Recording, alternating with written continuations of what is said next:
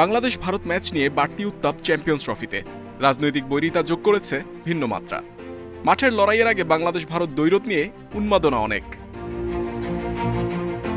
প্রস্তুতি ম্যাচে ব্যাটিং বিপর্যয়ে বাস্তব চিত্র ফুটে উঠেছে বাংলাদেশের। টাইগারদের স্পিন দুর্বলতা প্রকাশ্যে এসেছে। ভারতও সুযোগ নিতে চাইবে দুর্বলতার।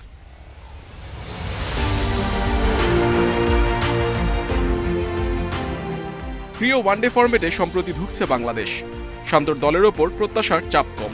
ভয়ডরহীন খেলে ভারতকে জবাব দেওয়ার মোক্ষম সুযোগ।